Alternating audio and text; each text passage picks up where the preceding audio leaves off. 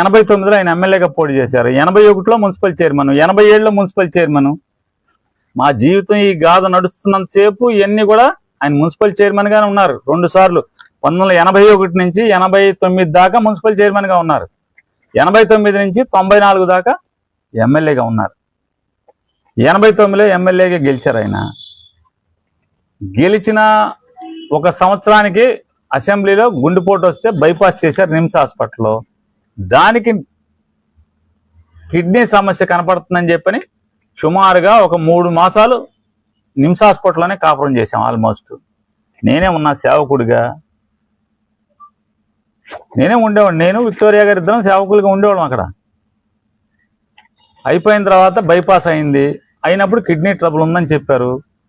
తర్వాత ఆయనకి 93కి వచ్చేప్పటికి 2 కిడ్నీలు ఫెయిల్ అయిపోయినాయి ఆయనకి.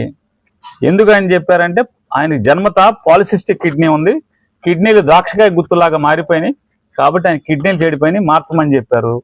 కిడ్నీ మార్చడం కోసం చెన్నై వెల్లింగ్టన్ హాస్పిటల్లో 7 మాసాలు ఆయనకు సూట్ అయ్యే కిడ్నీ దొరకడం కోసం 7 మాసాలు హాస్పిటల్లోనే కాపురం. మేము పక్కనే చిన్న గది తీసుకుని హాస్పిటల్ పక్కనే రోజు వండుకు రావడం, అక్కడే ఉండటం, ఈయన డయాలసిస్ చేయటం. ఎందుకంటే డయాలసిస్ కంపల్సరీ వారానికి 3 సార్లు డయాలసిస్ చేయాలి. నేను చెప్పే 1992, 93, 93 సంగతులు నేను చెప్తాను కొల్లు రవీంద్ర గారు. 7 మాసాలు హాస్పిటల్లోనే సేవ చేశాం.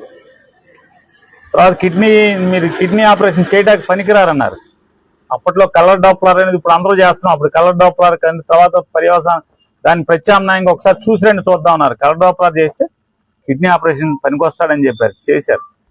ఆ కిడ్నీ ఆపరేషన్ సక్సెస్ అయినప్పుడు నన్ను విక్టోరియా గారిని ఇద్దరిని కూర్చోబెట్టి, ఇక నేను రాజకీయాలు చేయడం కష్టం,